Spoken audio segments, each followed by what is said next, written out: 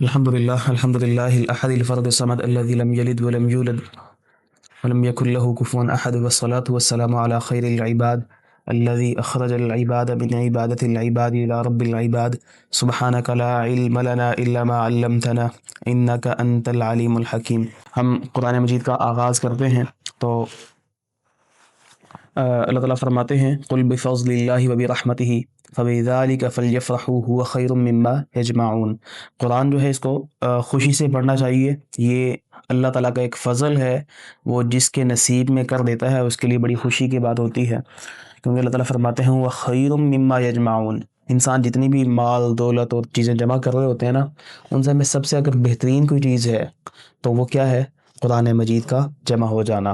اور قرآن کا جو ادب ہے وہ یہ ہے کہ جب بھی ہم قرآن کو پڑھیں تو اس کے لیے تعوذ لازمی پڑھیں۔ اللہ تعالیٰ فرماتے ہیں اذا قرأت القرآن فاستعذ باللہ من الشیطان الرجیم، جب قرآن آپ پڑھنے لگیں تو آپ اللہ کی پناہ میں، اللہ کی امان میں آ جائیں۔ قرآن کا جو ادب ہے وہ یہ ہے کہ جب ہم قرآن کو پڑھیں تو تعوذ پڑھ لیں تاکہ اللہ تعالیٰ کی پناہ میں، اللہ کی امان میں آ جائیں، ٹھیک ہے۔ جب ہم پڑھتے ہیں اعوذ باللہ، میں اللہ تعالیٰ کی امان میں، پناہ میں آتا ہوں، یعنی کہ ہم اللہ تعالیٰ سے شیلٹر طلب کر رہے ہیں کہ اللہ اپنی امان میں ہمیں لے لیجیے۔ تو کیا مطلب ہے کہ کس چیز سے اللہ کی پناہ میں آنا ہے؟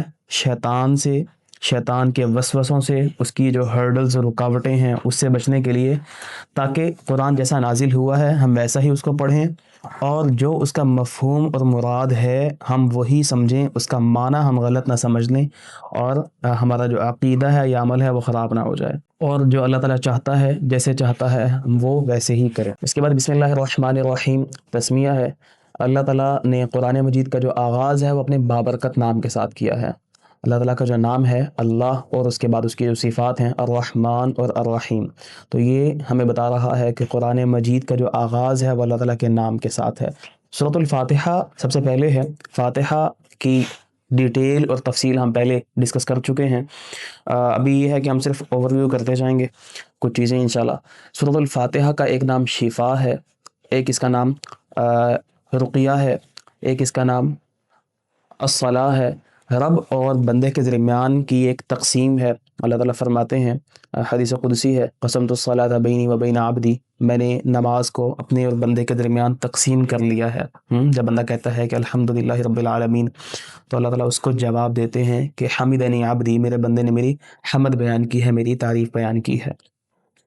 تو الحمدللہ رب العالمین، سب تعریفیں اللہ کے لیے ہیں، رب العالمین جو رب ہے تمام جہانوں کا۔ تو جو پہلی آیت ہے اس میں اللہ تعالیٰ نے 3 اپنے اسماء کا ذکر کیا ہے۔ تو یہاں سے معلوم ہوا کہ جو اللہ تعالیٰ کے نام ہیں، اللہ تعالیٰ کے ناموں کا علم ایک بہترین علم ہے، اور جب تک اس کی پہچان نہیں ہوگی ہمیں اللہ کا کلام سمجھ نہیں آئے گا۔ اسماء حسنہ کی جو اہمیت ہے اس کا اندازہ ہوتا ہے کہ کتنی امپورٹنٹ ہیں، اور اسماء الحسنہ کا جو علم ہے یہ اشرف العلوم میں سے ہے۔ اور پہلا جو تعارف ہے اللہ تعالیٰ کا، وہ اللہ تعالیٰ نے اپنی صفت رحمت سے کروایا ہے کہ اللہ تعالیٰ کون ہے؟ بہت مہربان ہے، وسیع اور دائمی رحمت والا ہے، کہ اس کی رحمت جو ہے وہ بہت وسیع ہے، وسعت والی بھی ہے، اور دائمی بھی ہے کہ ہمیشہ کے لیے ہے، کہ قیامت کے دن بھی اللہ تعالیٰ کی جو رحمت ہے وہ ہوگی، لیکن وہاں کس کے لیے ہوگی؟ صرف مسلمز کے لیے، وہ جو اللہ تعالیٰ کو مانتے ہیں، اللہ پر ایمان لاتے ہیں۔ الحمد، تمام تعریفیں للہ، اللہ کے لیے ہیں۔ حمد کسے کہتے ہیں؟ تعریف کو بھی حمد کہتے ہیں، شکر کو بھی حمد کہتے ہیں، کہ کسی کا شکر ادا کرنا ہو، کسی کی بڑائی کرنی ہو، کسی کی خوبی کا اعتراف کرنا ہو، تو اس کو حمد کہتے ہیں۔ سب تعریفیں اللہ کی ہیں۔ وجہ کیا ہے؟ کہ اللہ تعالیٰ اپنی ذات میں کامل ہے، پرفیکٹ ہے، اللہ کی تمام خوبیاں وہ ساری ذاتی ہیں۔ انسان جتنے بھی ہیں، یہ جتنی بھی مخلوقات ہیں، ان سب کی جو خوبیاں ہیں وہ ان کی ذاتی نہیں ہیں، بلکہ ان کو اللہ نے دی ہیں، یا ان کی اس خوبی کے اندر لوگوں کا تعاون بھی شامل ہے، لوگ بھی اس میں انوالو ہیں۔ جیسے کہ مثال کے طور پر مجھے علم ہے، تو کیا میرا علم مجھے ذاتی طور پر ملا ہے؟ نہیں، بلکہ ایک تو اللہ تعالیٰ علیم ہے، جو علم کا اوریجن ہے، مصدر ہے، وہ اللہ تعالیٰ کی ذات ہے، اس نے ہمیں دیا۔ دوسرا، اس علم کو مجھ تک پہنچانے کے لیے میرے والدین، میرے اساتذہ، ان کی کوششیں شامل ہیں، ان کا پڑھانا، میرے اخراجات برداشت کرنا، اسکول تک یا ادارے تک لے کر جانا، واپس لے کر آنا، سب ان کی ایفرٹس اس میں شامل ہیں۔ تو یہ جو میرے محسن ہیں، اس کا کریڈٹ کن کو جاتا ہے؟ ان کو جاتا ہے، یعنی کہ میری ذاتی خوبی نہیں ہے، لیکن اللہ تعالیٰ کی جتنی بھی تعریفات ہیں وہ اللہ کی ذاتی خوبیوں کی بنا پر ہیں۔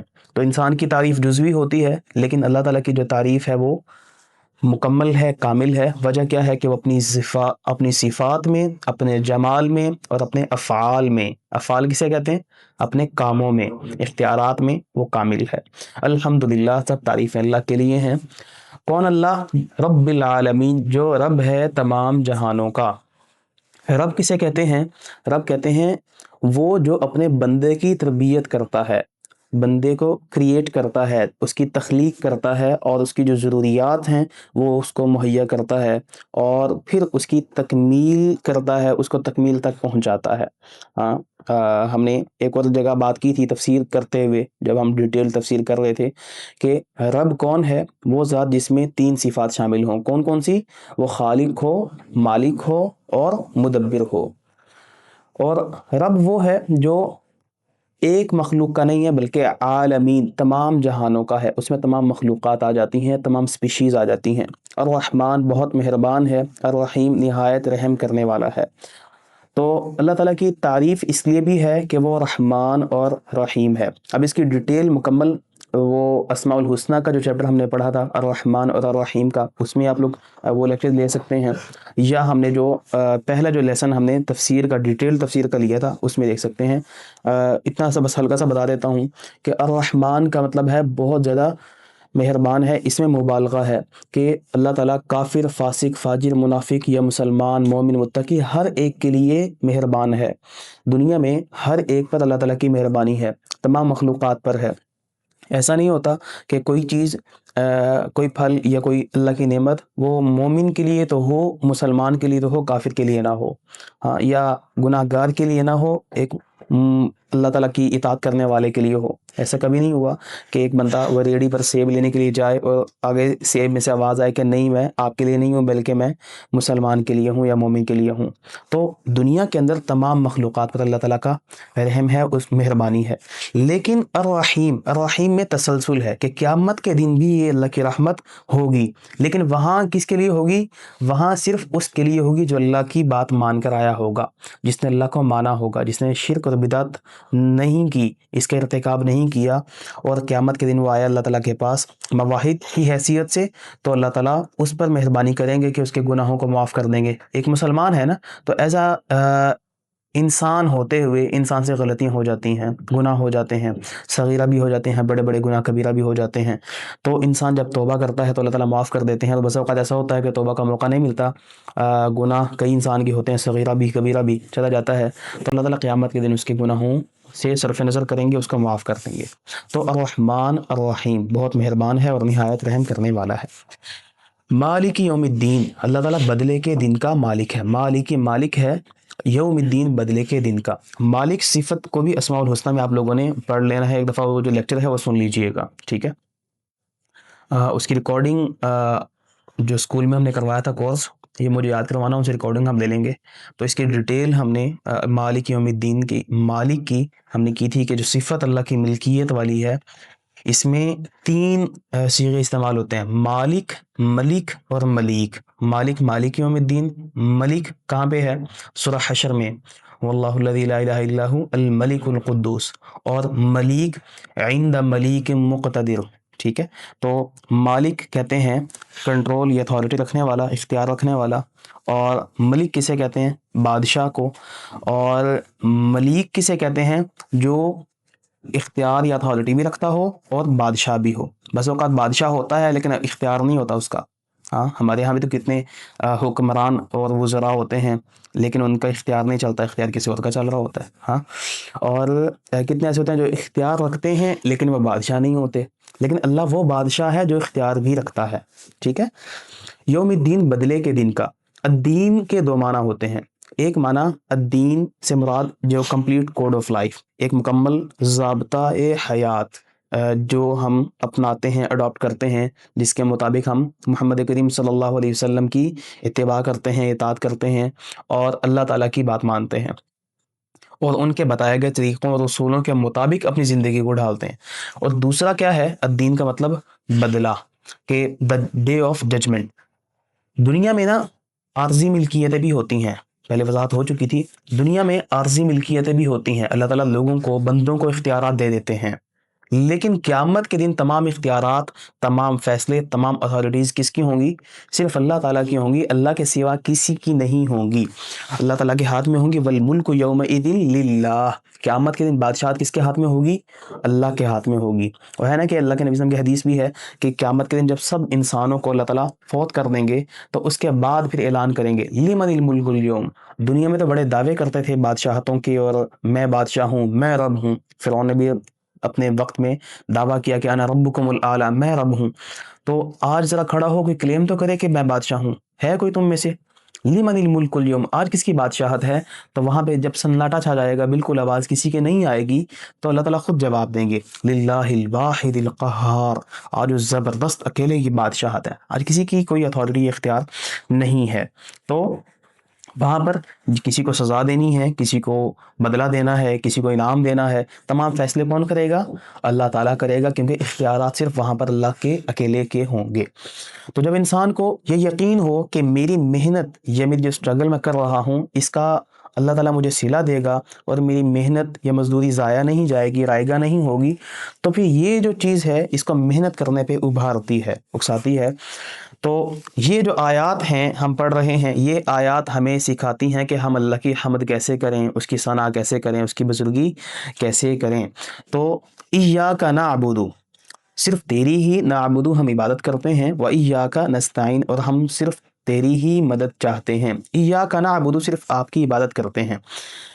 جب رب اتنی صفات کا مالک ہے کہ رحمان وہ ہے، رحیم وہ ہے، رب وہ ہے، تو پھر کیوں نہ عبادت اور استعانت دونوں اسی کے لیے کی جائیں۔ تو عبادت کیسے کہتے ہیں؟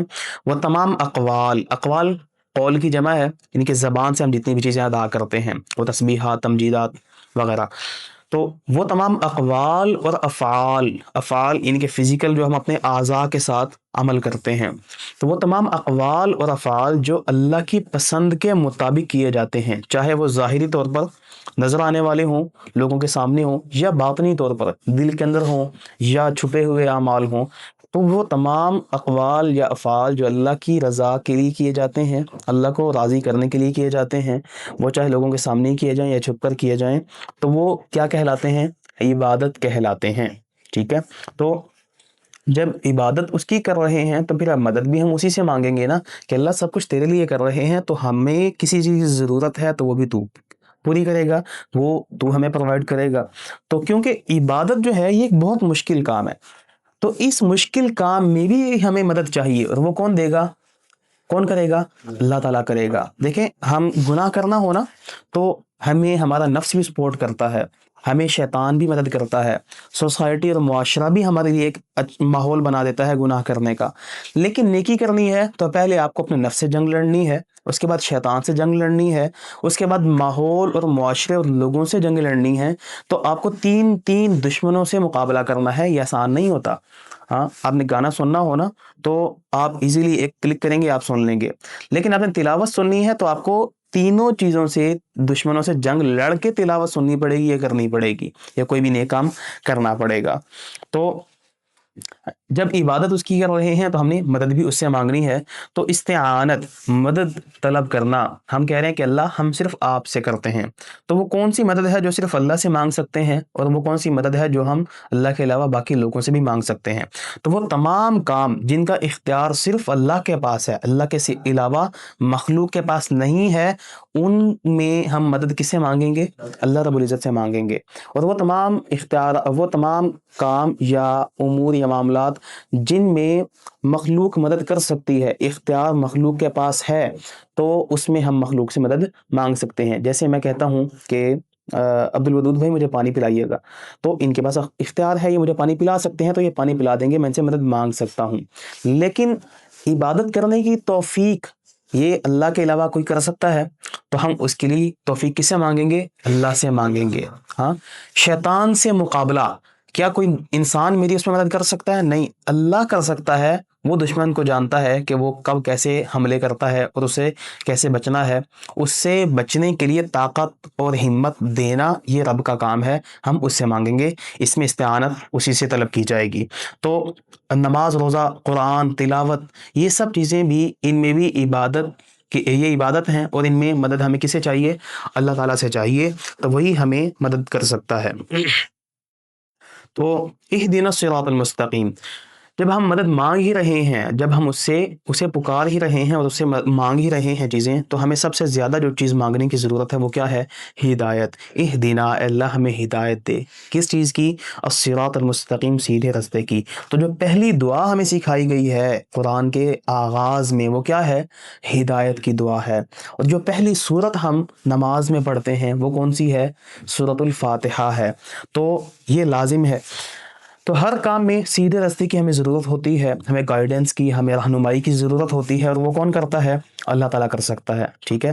اور ہدایت یا سیدھا راستہ کون سا ہے؟ وہ صراط مستقیم ہے. اور صراط مستقیم وہ ہے کہ اس پر چل کر ہی انسان اپنے انجام یا منزل مقصود تک پہنچ سکتا ہے.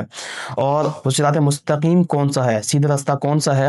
صراط الذین انعمت علیہم، ان لوگوں کا راستہ جن پر تو نے انعام کیا. تو ان لوگوں کا راستہ چاہیے جن پر انعام ہوا. یعنی کہ ہدایت وہ ضرورت ہے جو سب سے بڑھ کر ہمیں چاہیے. اور جب ہدایت انسان کو مل جاتی ہے، جب صراط مستقیم پر چلنا آ جاتا ہے، تو پھر انسان کامیاب ہو جاتا ہے. تو صراط مستقیم کا علم کیسے ہوگا انسان کو؟ ہم میں سے ہر بندہ یہی چاہتا ہے کہ میں کامیاب ہو جاؤں. تو کامیاب ہونے کے لیے صراط مستقیم پر چلنا پڑے گا، ہدایت کی راہ پر چلنا پڑے گا. تو کیسے معلوم ہوگا کہ صراط مستقیم کون سا ہے؟ صراط مستقیم کے لیے ضروری ہے کہ ہم ان لوگوں کا طرز زندگی دیکھیں جن پر اللہ نے انعام کیا. صراط الذین انعمت علیہم، اور وہ کون سے لوگ ہیں جن پر اللہ تعالیٰ نے انعام کیا؟ وہ من النبیین والصدیقین والشہداء والصالحین، انبیاء، صدیقین، شہداء اور صالحین، نیک لوگ. یہ وہ لوگ ہیں جن پر اللہ تعالیٰ نے انعام کیا. تو ہم نے ان کے نقش قدم کو دیکھنا ہے، ان کی طرز زندگی کو دیکھنا ہے، اور پھر ان کے نقش قدم پر چلنا ہے. ٹھیک ہے. تو ہم میں سے ہر ایک کو ان کی زندگی کا مطالعہ کرنا چاہیے، اسٹڈی کرنی چاہیے، کیونکہ یہ وہ تھے جو کامیاب ترین تھے. صرف کامیاب نہیں بلکہ کامیاب ترین تھے، اور ان کی زندگی میں علم بھی تھا اور عمل بھی تھا. غیر المغضوب علیہم، اللہ ان لوگوں کے راستے پر ہمیں نہ چلانا جن پر تیرا غضب نازل ہوا. اور وہ کون تھے؟ کہ جن کے پاس علم تو تھا لیکن عمل نہیں کیا. وعلیکم السلام ورحمۃ اللہ. جن کے پاس علم تو تھا لیکن عمل نہیں کیا. اور اللہ کے نبی صلی اللہ علیہ وسلم فرماتے ہیں کہ وہ کون ہیں؟ یہودی ہیں. ان کے پاس علم تھا، نبی مکرم صلی اللہ علیہ وسلم کو جانتے تھے، لیکن انہوں نے اس پر عمل نہیں کیا. آج ہم میں سے کسی کے پاس علم ہے اور وہ عمل نہیں کر رہا تو وہ بھی اس میں شامل ہوگا. اسی لیے بچنا چاہیے کہ جب علم آ گیا ہے تو اس پر عمل ضروری ہے. وَلَضَّالِّينَ، اللہ ان لوگوں کے راستے پر بھی نہ چلانا جو گمراہ ہیں، ضالین ہیں. اور ان سے مراد کون ہے؟ کہ وہ لوگ جن کے پاس علم نہیں ہے اور وہ علم حاصل کرنے کے لیے ایفرٹ بھی نہیں کرتے، تو وہ ضالین. یعنی کہ آپ کی بچت کسی بھی صورت نہیں ہے. علم آ گیا تو عمل ضروری ہے، اور اگر علم نہیں ہے تو علم حاصل کرنے کے لیے کوشش یا ایفرٹ کرنا ضروری ہے. اور علم حاصل کرنے کے لیے کوشش یا ایفرٹ میں یہ چیزیں شامل ہیں کہ آپ کو کمفرٹ زون سے باہر آنا پڑتا ہے. گھر میں تکیے سے ٹیک لگا کے علم نہیں آیا کرتا، آپ کو گھر سے نکلنا پڑتا ہے. رحلۃ العلم جو ہے، علم کے لیے سفر کرنا، یہ کرنا پڑتا ہے. آپ کو اپنے گھر بھی چھوڑنے پڑتے ہیں، آپ کو اپنا شہر بھی چھوڑنا پڑتا ہے، آپ کو اپنا جو ایک لائف کا آپ نے ایک کمفرٹ زون بنایا ہے اسے باہر نکلنا پڑتا ہے، تب جا کے علم آتا ہے. تو اب ہمیں کیا کرنا ہے؟ ہمیں علم اور عمل. اب دیکھیں نا، اللہ تعالیٰ نے یہ 3 لوگ ذکر کر دیے کہ ایک وہ ہیں کہ جو علم اور عمل دونوں ہیں ان کے اندر، وہ کون ہیں؟ انعمت علیہم. دوسرے کون ہیں؟ مغضوب علیہم، کہ علم ہے عمل نہیں ہے. اور ضالین کون ہیں؟ جن کے پاس علم نہیں ہے اور علم کے لیے ایفرٹ بھی نہیں کرتے.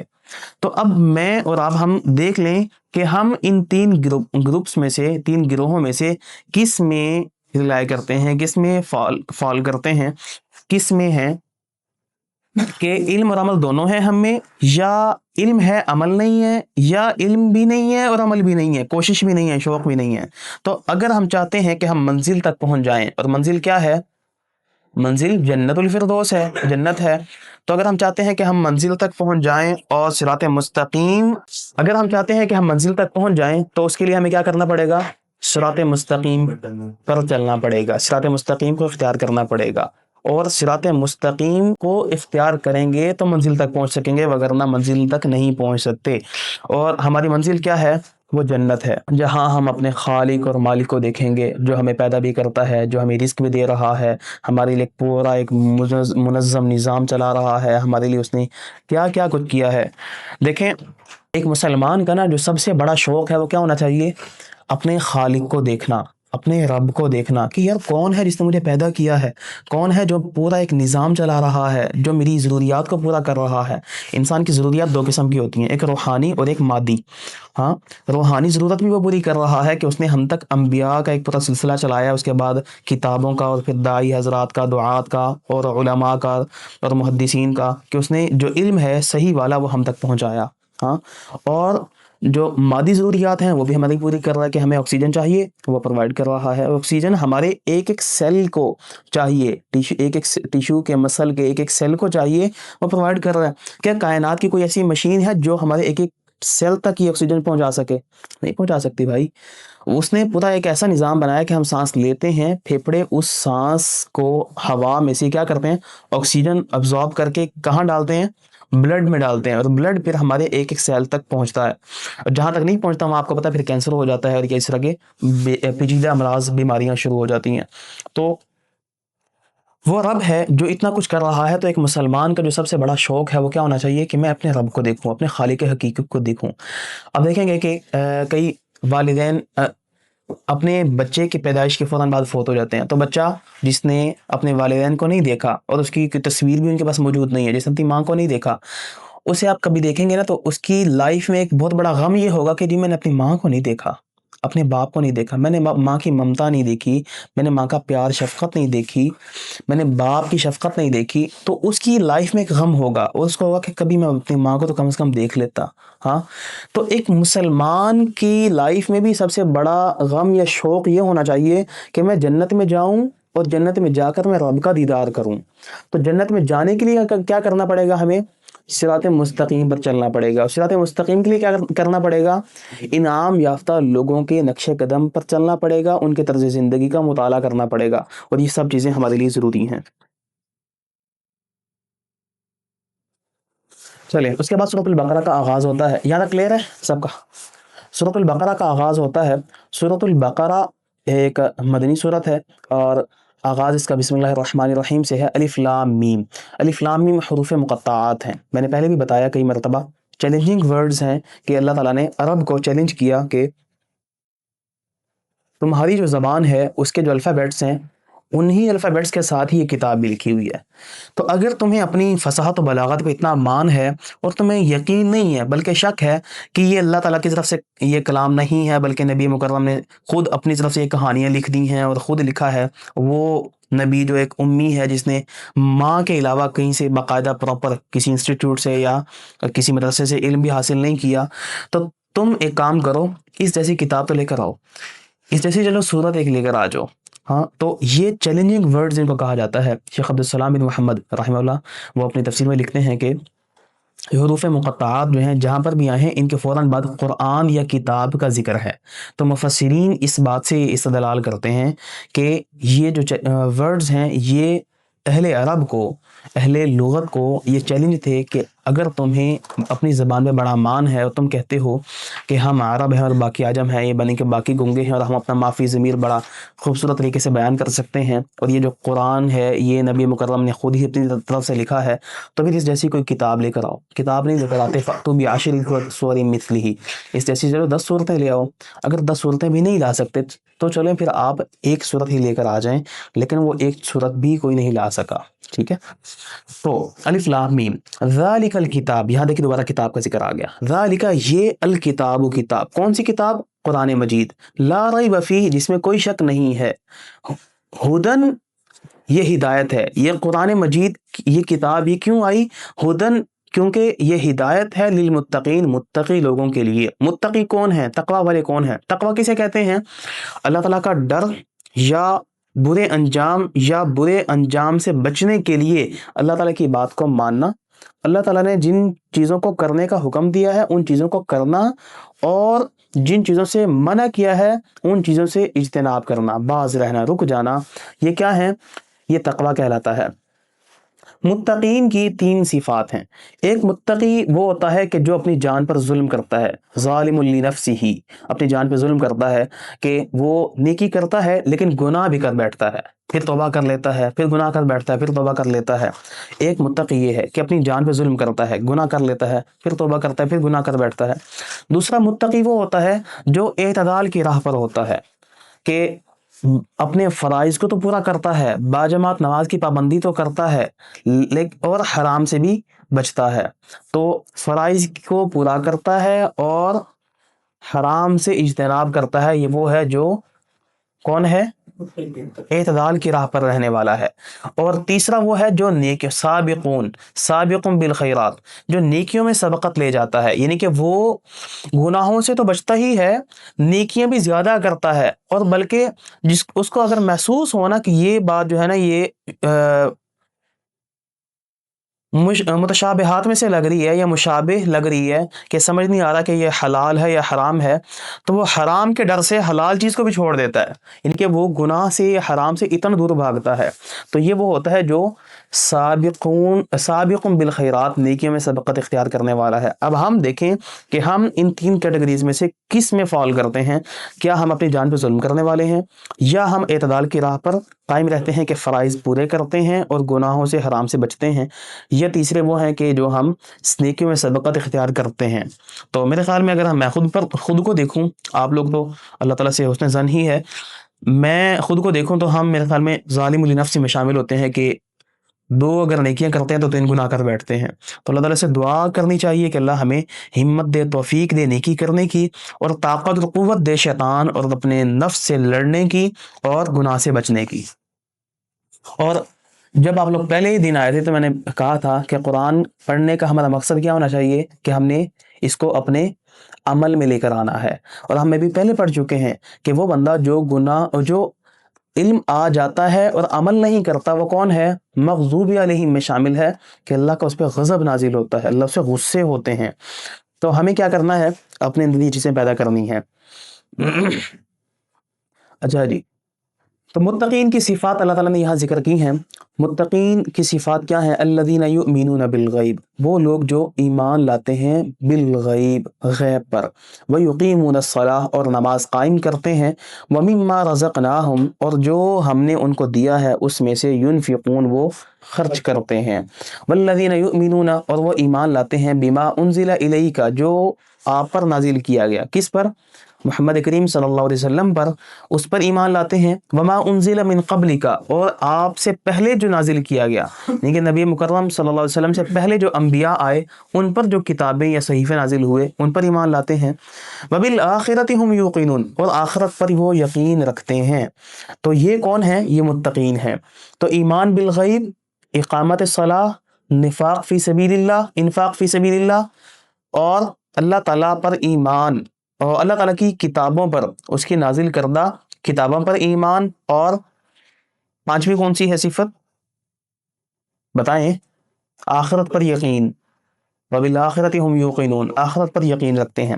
ذہن میں رکھیے گا، اگر آپ لوگوں کا کان یہاں پر ہیں اور آنکھیں یہاں پر نہیں ہیں، دائیں بائیں آنکھیں گھما رہے ہیں، یا آپ آنکھیں تو یہاں پہ ہیں کان کہیں اور ہیں، یا آنکھ اور کان تو ادھر دل کہیں اور ہے، تو قرآن دل میں کبھی بھی نہیں اترتا۔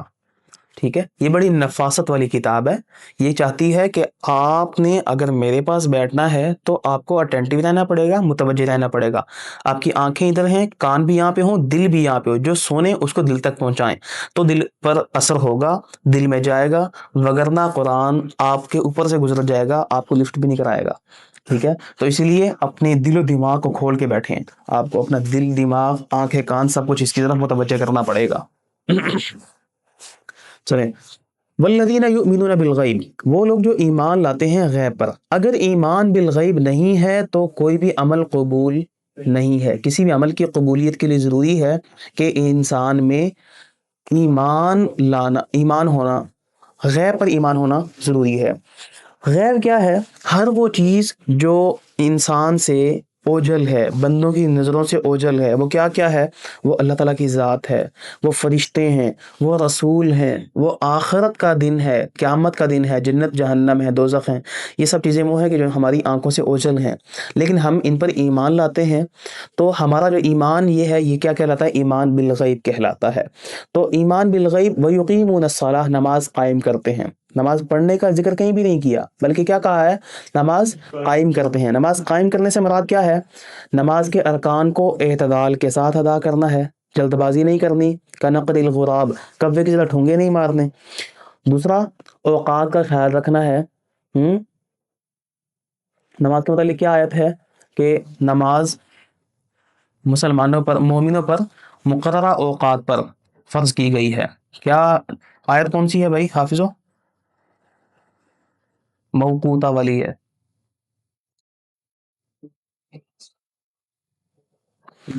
شاباش، ان الصلاۃ کانت علی المؤمنین کتابا موقوتا، مومنوں پر نماز ان کے مقررہ وقت پر فرض کی گئی ہے، لوگوں انہوں نے دیا تھا۔ اچھا، ایان صاحب جائیں گے نہیں جب تک یہ پچھلے 3 دن کا سبق نہیں سنائیں گے۔ آپ نے سبق سن کے بھیجنا ہے، اور پچھلے صاحب کا بھی چھٹی ہوتی ہے، ہو جائے اکیڈمی سے۔ چلے، وَيُقِيمُونَ الصَّلَاةَ وَمِمَّا رَزَقْنَاهُمْ يُنْفِقُونَ، اور اس میں سے جو ہم نے انہیں دیا ہے اس میں سے کیا کرتے ہیں؟ یہ خرچ کرتے ہیں۔ تو رزق کیا ہے؟ رزق انسان کے پاس جو مال ہے اللہ کا دیا ہوا، یہ رزق ہے۔ انسان کے پاس علم ہے، یہ رزق ہے۔ انسان کو اللہ نے کوئی عہدہ یا منصب دیا ہے، یہ رزق ہے۔ انسان کو اللہ نے سکلز دی ہیں، صلاحیتیں دی ہیں، یہ رزق ہے۔ یعنی کہ وہ تمام نعمتیں جن سے انسان فائدہ اٹھاتا ہے، وہ کیا ہے؟ رزق ہے۔ تو یہاں اللہ تعالیٰ نے حقوق اللہ کے ساتھ حقوق العباد کا بھی ذکر کر دیا ہے کہ یہ رزق صرف اپنے تک نہیں رکھتے بلکہ لوگوں میں بھی بانٹتے ہیں۔ مما رزقناہم ینفقون، لوگوں کو بھی دیتے ہیں۔ تو اللہ تعالیٰ کی عبادت کے ساتھ ساتھ بندوں کی خدمت کے لیے بھی وقت نکالنا پڑے گا۔ اگر ایسا نہیں کریں گے تو پھر اللہ کے ہاں محبوب کب بنیں گے؟ جب آپ لوگوں کے ہاں بھی محبوب ہوں گے۔ ہاں، اللہ کے ہاں محبوب کب بنیں گے؟ جب آپ اللہ کی عبادت کریں گے۔ لوگوں کے ہاں، بندوں کے ہاں محبوب کب بنیں گے؟ جب بندوں کی بھی خدمت کریں گے، ان کے لیے بھی وقت نکالیں گے۔ اور اللہ کو وہ بندہ زیادہ پسند ہے جو دونوں کام کرتا ہے، نہ کہ ایک طرف لڑک جائے کہ جی صرف اللہ کی عبادت کروں گا، گوشہ نشین ہو جاؤں گا، مجھے بندوں سے کوئی سروکار نہیں، ایسا نہیں۔ اور نہ یہ کہ صرف آپ سارا دن ویلفیئر میں لگے رہیں، ہاں لوگوں کی خدمتیں کرتے رہیں، لیکن اللہ تعالیٰ کا ہوش ہی نہ ہو، شعور ہی نہ ہو کہ میرا کوئی کریٹر یا رب بھی ہے، اس کی بھی عبادت کرنی ہے۔ تو جب اللہ کی عبادت کرتا ہے تب انسان اللہ کا محبوب بن جاتا ہے، اور جب بندوں کی خدمت کرتا ہے تو انسان بندوں کا محبوب بن جاتا ہے۔ تو ثابت کیا ہوا کہ اولئک علی ھدی من ربہم، تو یہ جو یہ کام کرتے ہیں، رہ گئی پچھلی آیت، والذین یؤمنون بما انزل الیک، اور وہ لوگ جو ایمان لاتے ہیں کس پر؟ آپ پر۔ یؤمنون بما انزل الیک، جو اللہ کے نبی صلی اللہ علیہ وسلم آپ پر نازل کیا گیا، یعنی کہ قرآن مجید ہے اور سنت رسول، یعنی کہ حدیث، وحی جو ہے، یہ جو حدیث ہے یہ کیا ہے؟ یہ بھی وحی ہے۔ قرآن میں اللہ تعالیٰ کیا فرماتے ہیں؟ وما ينطق عن الهوى ان هو الا وحی یوحى، محمد کریم صلی اللہ علیہ وسلم جو بولتے ہیں یہ کیا ہوتا ہے؟ وحی ہوتی ہے۔ اللہ تعالیٰ ان کو وحی کرتے ہیں، یہ آگے لوگوں تک پہنچاتے ہیں۔ تو جو آپ کی طرف نازل کیا گیا، یہ جو اس پر ایمان لاتا ہے متقی وہ ہوگا۔ تو یہاں سے کیا ثابت ہوتا ہے کہ قرآن کے ساتھ گزشتہ کتب پر ایمان لانا بھی ضروری ہے، کیونکہ وما انزل من قبلک بھی کہا کہ قرآن مجید پر ایمان لا رہے ہیں تو جو پچھلی کتب ہیں، تورات، زبور، انجیل اور جو صحیفے نازل ہوئے ان پر بھی ایمان لانا ہے۔ اب یہاں پر قادیانیت کا رد بھی ہے کہ اللہ تعالیٰ نے یہ نہیں فرمایا وما انزل الیک وما انزل من قبلک وما انزل من بعدک، جو آئے نبی آپ کے بعد کوئی نبی آئے گا یا کوئی اور چیز نازل ہوگی اس پر بھی ایمان لائے گا وہ متقی ہوگا، بلکہ کیا فرمایا؟ اے نبی جو آپ پر نازل ہوا اس پر ایمان لائے گا، اور جو آپ سے پہلے انبیاء گزرے ان پر ایمان لائے گا وہ متقی ہے۔ آپ کے بعد والا کنسیپٹ ہی ختم ہو گیا، سمجھ آ گئی؟ تو یہاں یہ آیت قادیانیت کا بھی رد کر دیتی ہے کہ ایسا ممکن نہیں ہے کہ نبی مکرم صلی اللہ علیہ وسلم کے بعد کوئی دوبارہ نبی آ جائے۔ چاہے وہ ذلی ہو چاہے جو بھی ہو. وما انزل الیک وما انزل من قبلک وبالآخرۃ هم یوقنون، اور آخرت پر وہ یقین رکھتے ہیں. آخرت کا جو یقین ہے وہ اس لیے ضروری ہے کہ آخرت کا یقین ہی انسان کو نیکی کرنے پر آمادہ کرتا ہے، نیکی کرنے پر ابھارتا ہے، قرآن پڑھنے پر آمادہ کرتا ہے. سعید بن جبیر رضی اللہ تعالیٰ عنہ کہتے ہیں کہ اگر موت کا خوف میرے دل سے نکل جائے تو میرا دل وہ بڑے فساد کا شکار ہو جائے گا، بگڑ جائے گا. تو اور کعب رضی اللہ عنہ کہتے ہیں کہ جو بندہ موت کو پہچان لیتا ہے اس کے لیے دنیا کے مصائب اور غم کوئی حیثیت ہی نہیں رکھتے، بہت آسان ہو جاتے ہیں. کہ انسان کے ذہن میں ہوتا ہے کہ میں نے مرنا ہے اور مرنے کے بعد رب کے پاس جانا ہے اور مجھے ایک ایک منٹ کا اپنا حساب دینا ہے، ایک ایک وقت کا حساب دینا ہے، اپنی جو مال ہے جمع پونجی ہے اس کا حساب دینا ہے، مال کہاں سے کمایا، کہاں خرچ کیا، علم حاصل کیا، عمل کتنا کیا، وغیرہ وغیرہ. آگے بہت لمبا ٹائم پیریڈ ہے، طویل وقت ہے. تو اس کے لیے انسان کتنی تیاری کرتا ہے. جب یہی سوچتا ہے تو اس کے لیے دنیا کے جو مسائل یا مصائب یا مشکلات یہ کوئی معنی ہی نہیں رکھتی. اچھا، وما انزل من قبلک وبالآخرۃ هم یوقنون اولئک علی ھدی من ربہم وبالآخرۃ هم یوقنون. کا سمجھ آ گیا؟ اولئک علی ھدی من ربہم، یہی وہ لوگ ہیں جو ہدایت پر ہیں، من ربہم آپ کے رب کی طرف سے، واولئک ھم المفلحون، اور یہی وہ لوگ ہیں جو فلاح پانے والے ہیں، کامیاب ہونے والے ہیں. کیا مطلب؟ کہ رب کی طرف سے سرٹیفائیڈ کامیاب ہیں، سکسیسفل پرسن ہیں. کون؟ جو یہ کام کرتے ہیں. اور جو یہ کام نہیں کرتے وہ لوگ کون ہیں؟ ان کا آگے تذکرہ آئے گا.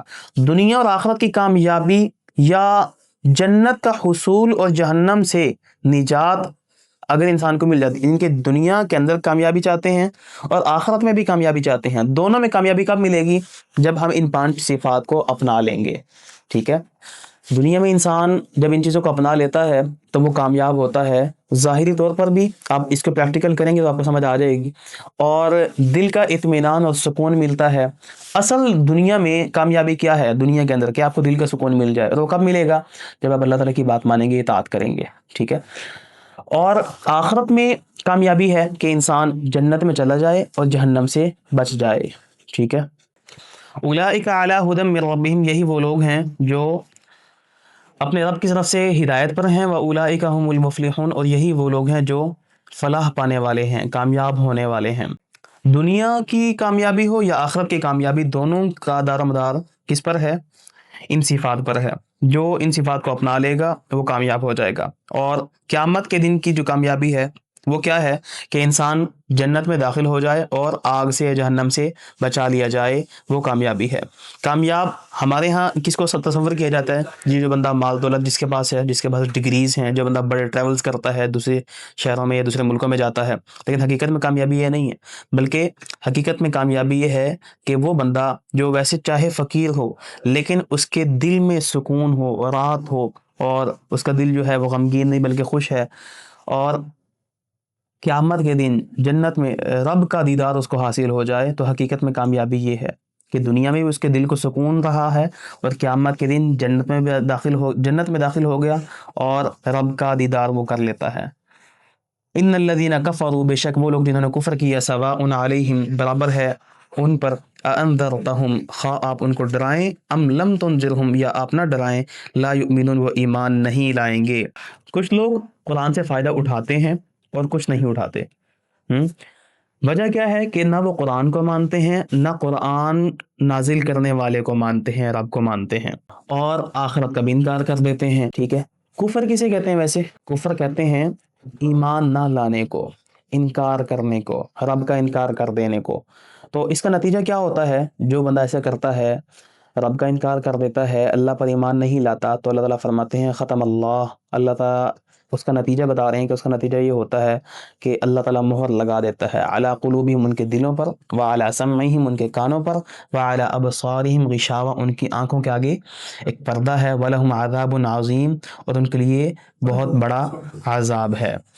تو اللہ تعالیٰ ان کے آنکھ کے آگے پردہ ڈال دیتے ہیں، کانوں پر مہر لگا دیتے ہیں، اور دل پر سیل لگا دیتے ہیں کہ اب یہ دوبارہ حق نہیں سمجھ سکیں گے. اور ان کا انجام کیا ہوگا؟ کہ عذاب و عظیم، ان کے لیے بڑا عذاب تیار کر رکھا ہے. ایک ہے کلی طور پر انکار کر دینا، میں رب کو مانتا ہی نہیں ہوں، میں قرآن کو مانتا ہی نہیں، میں نبی کی نبوت کو نہیں مانتا، ایک ہے یہ انکار کرنا، اور ایک ہے کہ جزوی انکار کر دینا، بعض چیزوں کو مان لیا بعض کو چھوڑ دیا، یہ بھی کیا ہے؟ کفر ہے، وہ کفر ہے تو یہ بھی کفر ہے، تو یہ بھی نہیں کرنا۔ مومن سب چیزوں کو مانتا ہے، وہ قرآن کو بھی مانتا ہے، وہ نبی وسلم کے اقوال کو بھی مانتا ہے، نبی کے افعال کو بھی مانتا ہے، نبی کے اخلاق کو بھی مانتا ہے، اور ان کو اپنے اندر لانے کی کوشش کرتا ہے کہ نبی بھی انسان تھا، میں بھی انسان ہوں، نبی نے ہر وہ کام کیا ہے جو ایک انسان کر سکتا ہے، یعنی کہ نبی نے جتنے بھی اعمال کیے ہیں وہ ایک انسان کر سکتا ہے، اور جن کا حکم دیا ہے وہ انسان اڈاپٹ کر سکتا ہے، تو وہ کرنے کی کوشش کرتا ہے۔ وَمِنَ النَّاسِ مَن يَقُولُ آمَنَّا بِاللَّهِ، لوگوں میں سے کچھ ایسے ہیں جو کہتے ہیں کہ ہم اللہ پر ایمان لائے، وَمَا هُم بِمُؤْمِنِينَ، حقیقت یہ ہے کہ وہ ایمان والے نہیں ہے۔ تو قرآن سے فائدہ نہ اٹھانے والا تیسرا گروہ وہ کون سا ہے؟ منافقین کا ہے، کہ زبان سے دعویٰ کرتے ہیں کہ ہم ایمان والے ہیں لیکن دل سے ان کو یقین نہیں ہے۔ تو جو شخص زبان سے اقرار تو کرتا ہے لیکن دل اور عمل اس کی زبان والے جو اس کا کلیم ہے، دعویٰ ہے، اس کے مخالف ہیں، تو وہ بندہ کون ہے؟ منافق ہے، جو اندر سے کچھ ہوتا ہے اور باہر سے کچھ ہوتا ہے۔ تو حقیقی ایمان کیا ہے؟ کہ آپ کی زبان اور آپ کا دل ایک ہی پیج پہ ہوتے ہیں، کہ آپ جو زبان سے اقرار کر رہے ہیں کلمہ شہادت کا، آپ دل سے بھی وہ یقین رکھتے ہیں اور پھر اس کے مطابق عمل بھی کرتے ہیں۔ تو منافقین کی اللہ تعالیٰ نے صفات ذکر کی ہیں آگے، تاکہ دشمن کی پہچان ہو جائے کہ کون بندہ منافق ہے اور کون مخلص اور مومن ہے۔ اب یہ میں اور آپ پڑھنے لگے ہیں تو ہمیں یہ خیال کرنا ہے کہ ہم دوسروں میں نہ تلاش کرتے پھریں، ہاں فلاں میں یہ علامت پائی جاتی ہے تو وہ بندہ منافق ہے، یہ نہیں، میں اپنے آپ کو دیکھوں، اپنا تزکیہ نفس کروں، اپنا احتساب اور محاسبہ کروں کہ مجھ میں تو کہیں یہ علامتیں موجود نہیں ہیں، اگر مجھ میں ہیں تو میں ان کو خود سے دور کروں۔ یخادعون اللہ، پہلی علامت کیا ہے؟ کہ وہ دھوکہ دیتے ہیں اللہ کو، والذین آمنوا، اور ان لوگوں کو جو ایمان لاتے ہیں، وما یخدعون الا انفسهم، حقیقت یہ ہے کہ وہ دھوکہ نہیں دیتے مگر کس کو؟ اپنے ہی آپ کو، وما یشعرون، اور وہ شعور نہیں رکھتے۔ تو منافقین کی کون سی چیز ان کے ایمان کی محرومی کا سبب ہے؟ ان کا دھوکہ دینا، یہ ایک بدترین عادت ہے۔ وہ یہ سمجھتے تھے کہ ہم زبان سے اقرار کر کے مسلمانوں کے ساتھ مل جل کر رہیں گے اور نبی اور اللہ کو دھوکہ دے دیں گے، حقیقت یہ ہے کہ ایسا ممکن نہیں ہے۔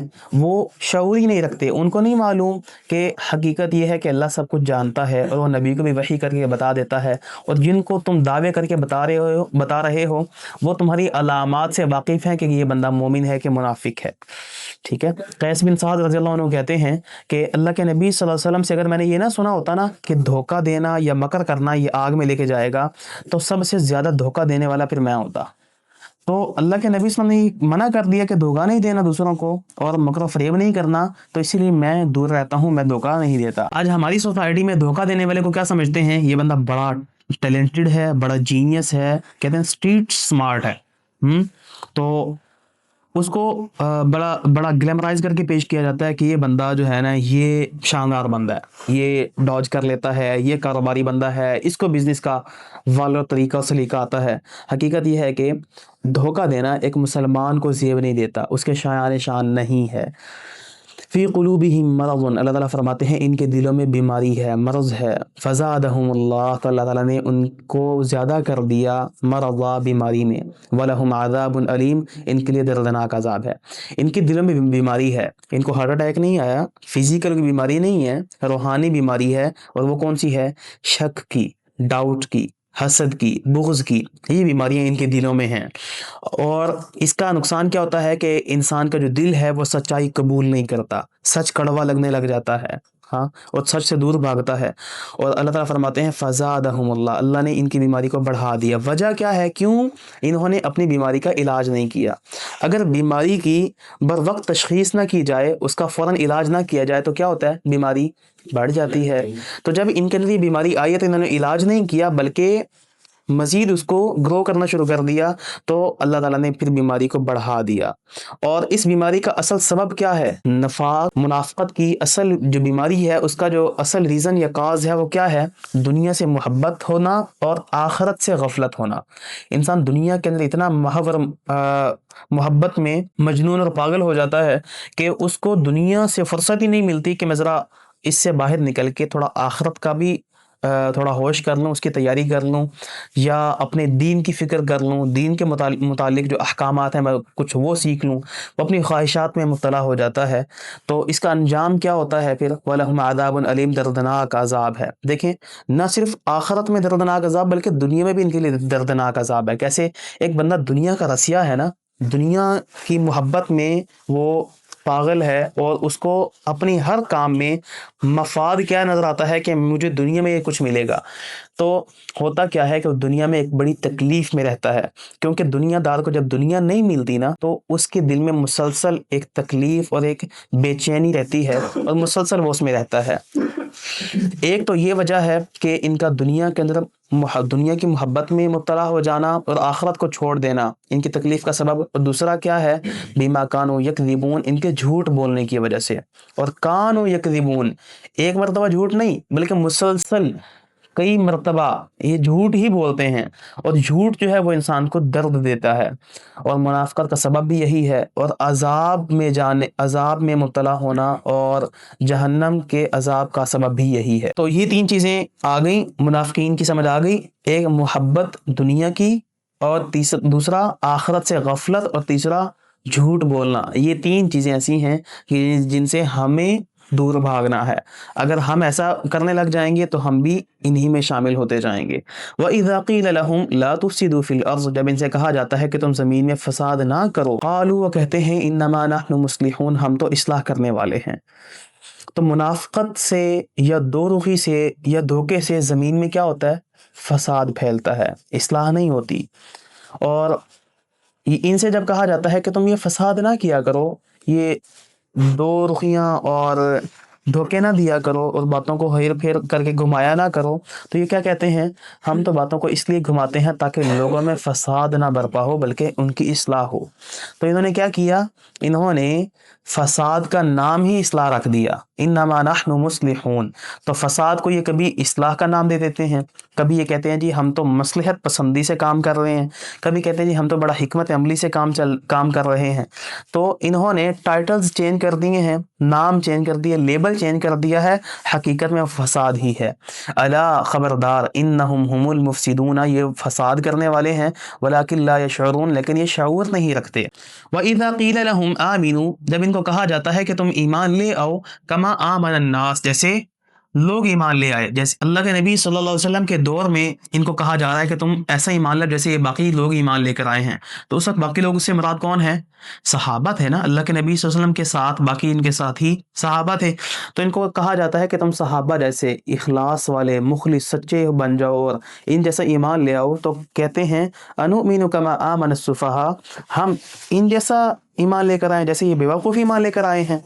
تو چونکہ ان میں شعور نہیں تھا، پہلے فرمایا نا اللہ تعالیٰ نے وَلَكِنْ لَا يَشْعُرُونَ، شعور نہیں ہے ان میں۔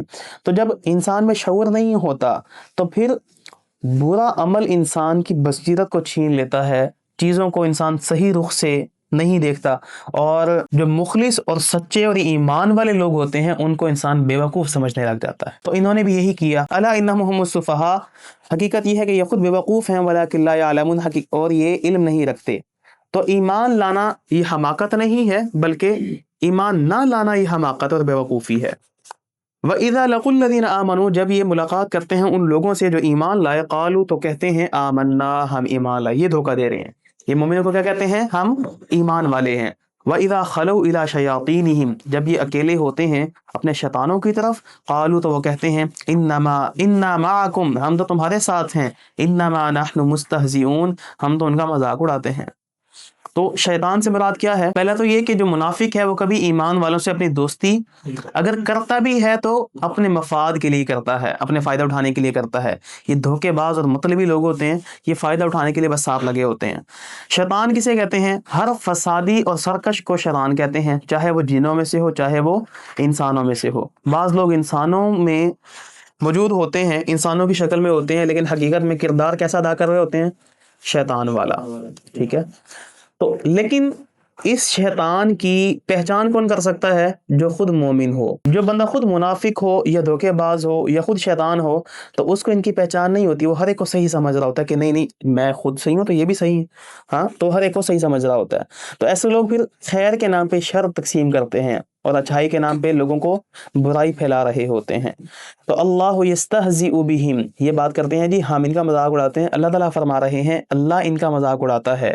وَيَمُدُّهُمْ فِي طُغْيَانِهِمْ يَعْمَهُونَ، اور ان کو ڈھیل دے رہا ہے ان کی سرکشی میں، یعمہون، وہ بھٹکتے پھرتے ہیں۔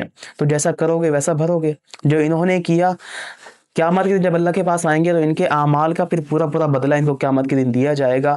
پہلے دنیا میں تھے تو ان کو نور تھا اور روشنی تھی، مسلمانوں کے ساتھ تھے تو ان کو فیسلٹیٹ کیا جاتا تھا اور ایز اے مسلم ان کو ٹریٹ کیا جاتا تھا، لیکن جب قیامت کے دن آئیں گے تو ان کا جو دنیا میں ان کو سہولیات تھیں وہ ختم ہو جائیں گی، کیونکہ وہاں حقیقت سامنے آ جائے گی۔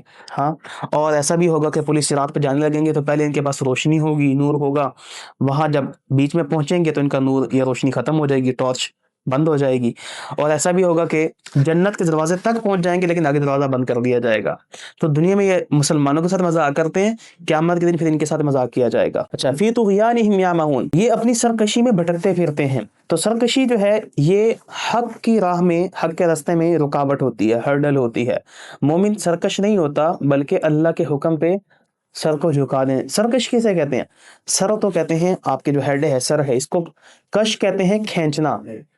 آپ نے دیکھا ہوگا مقابلہ رسہ کشی کا مقابلہ ہوتا ہے، ہاں، اس میں کیا کہتے ہیں؟ رسے کو کھینچتے ہیں، تو سر کو کھینچنا یا اکڑا لینا یا سیدھا کر لینا۔ تو مومن سر کو اکڑاتا نہیں ہے بلکہ رب کا حکم آتا ہے تو کیا کرتا ہے؟ سر کو جھکا لیتا ہے، عاجزی اختیار کرتا ہے۔ تو یہ اپنی سرکشی میں بھٹکتے پھرتے ہیں، ایک مومن کا یہ رویہ نہیں ہوتا۔ اولئک الذین اشتروا الضلالۃ، یہ وہ لوگ ہیں جنہوں نے خرید لی، اشتروا خرید لی، الضلالۃ گمراہی، بالہدیٰ ہدایت کے بدلے، فما ربحت تجارتہم، تو ان کی تجارت فائدہ مند ثابت نہیں ہوئی، وما کانوا مہتدین، اور یہ ہدایت والے بھی نہیں تھے، ہدایت یافتہ بھی نہیں تھے۔ انسان کیا چیز خریدتا ہے؟ انسان وہی خریدتا ہے جو اس کو پسند ہو یا اس کی خواہش ہو۔ تو یہ جو منافق ہیں یہ ان کو ہدایت پسند ہی نہیں ہے، اس لیے خریدتے کیا ہیں؟ گمراہی خریدتے ہیں، کبھی ہدایت کی طرف آتے ہی نہیں ہیں۔ تو یہ ہر ضلالت اور گمراہی والے راستے کو اڈاپٹ کرتے ہیں اور اس پر چلنا پسند کرتے ہیں۔ فما ربحت تجارتہم، ان کی تجارت فائدہ مند ثابت نہیں ہوئی، دنیا کی گمراہی کے بدلے چند دن کی دنیا کی زندگی میں انہوں نے مزے لوٹ لیے، لیکن آخرت کا جو طویل سفر ہے اس میں ان کے لیے نقصان ہے، اور وہاں اندھیرا اور تاریکی ہے، اور وہاں کا زیادہ ان کے پاس بالکل نہیں ہے۔ مثلہم کمثل الذی استوقد نارا، مثلہم، ان کی مثال ایسے ہے، کمثل الذی استوقد نارا، اس بندے کی طرح جس نے آگ جلائی۔ اب منافقین کی حالت کی ایک مثال اللہ تعالیٰ بتا رہے ہیں کہ ایک بندہ ہے کہ جو ایسی جگہ پر موجود ہے جہاں پر اس کو آگ چاہیے، آگ سے وہ روشنی بھی حاصل کرے اور حرارت بھی حاصل کرے۔ فلما اضاءت ما حولہ، جب اس آگ نے روشن کر دیا اس کا جو سراؤنڈنگز ہیں، اس کے ارد گرد ہے، ذہب اللہ بنورہم، اللہ ان کا نور لے گیا، وترکہم، اور ان کو چھوڑ دیا، فی ظلمات، اندھیروں میں، لا یبصرون، وہ دیکھ نہیں سکتے۔ جیسے آگ جلانے والا روشنی سے مستفید ہوتا ہے، اور اگر آگ بجھ جائے تو کیا ہو جاتا ہے؟ اندھیرا ہو جاتا ہے۔ ایسے ہی جو منافق ہیں یہ دنیا میں عارضی طور پہ مسلمانوں کے ساتھ رہے اور یہ کلیم کہ جی ہم مسلمان ہیں، مومن ہیں، تو ان کو دنیا میں عارضی فائدے ملتے رہے، فائدے اٹھاتے رہے، لیکن قیامت کے دن جب یہ جائیں گے تو آخرت میں ان کی جو دنیا میں ان کے پاس روشنی تھی وہ وہاں پر نہیں ہوگی۔ تو دنیا کے اندر جو روشنی تھی وہ کیا تھی؟ اسلام کی روشنی۔ دنیا میں انہوں نے دعویٰ کیا نا کہ ہم اسلام والے ہیں، تو ان کو اللہ تعالیٰ نے چیزیں عطا کر دیں، لیکن جیسے ہی انہوں نے اس چیز کو چھوڑا، دنیا کو چھوڑا، اس زندگی کو چھوڑا، کیا اپنی جو آخرت کا سفر ہے اس پہ گامزن ہوئے، تو کیا ہوا؟ فی ظلمات، پھر جو کفر اور نفاق کا اندھیرا تھا وہ وہاں پر سامنے آ گیا۔ وہاں پر جو دین اسلام کی وجہ سے ان کو تھوڑا فائدہ دنیا میں مل جاتا تھا وہ ختم ہو جائے گا، اور کفر اور نفاق کے جو اندھیرے تھے وہاں پر یہ آ جائیں گے۔ ان کے لیے صم بکم عمی، یہ بہرے ہیں، یہ گونگے ہیں، یہ اندھے ہیں، ان کے حق کی بات یا نیکی کی بات یہ سن نہیں سکتے، بکمن، گونگے ہیں، اپنے مفاد کی بات ان سے جتنی کروا لیں، مائک پہ بلا لیں، سٹیج پہ بلا لیں، یہ لگاتار 2-3 گھنٹے بولتے جائیں گے، ڈیبیٹ کرتے جائیں گے، باتیں کرتے جائیں گے اور دنیا کی باتیں کریں گے، لیکن قیامت کی بات، رب کی بات، دین کی بات، قرآن کی بات ان سے بولی نہیں جاتی۔ ان کی زبان پہ ایسے جیسے تالا لگ گیا ہو، ان سے قرآن نہیں پڑھا جاتا، ان سے نبی مکرم کی سیرت کی باتیں نہیں کی جاتی، ان سے دین کی بات نہیں کی جاتی، لیکن دنیا کا اتنا نالج ہے وہ سب کچھ حاصل کر لیتے ہیں۔ عمیٌ اندھے ہیں، سیدھا راستہ ان کو نظر نہیں آتا، لیکن کفر اور منافقت کے جو اندھیرے ہیں ان میں یہ دھنس جاتے ہیں۔ نتیجہ کیا ہوتا ہے اس سب کا؟ جب ایسا کوئی رد عمل جب کوئی ایسا ایکشن کرتا ہے تو اس کا ریئیکشن کیا ہوتا ہے؟ فَهُمْ لَا يَرْجِعُونَ، یہ واپس نہیں لوٹتے، یعنی کہ جو حق بات سن نہ سکے، جو دیکھ نہ سکے، تو پھر اللہ تعالیٰ ایسی مہر لگاتے ہیں کہ پھر یہ واپس لوٹ نہیں سکتا۔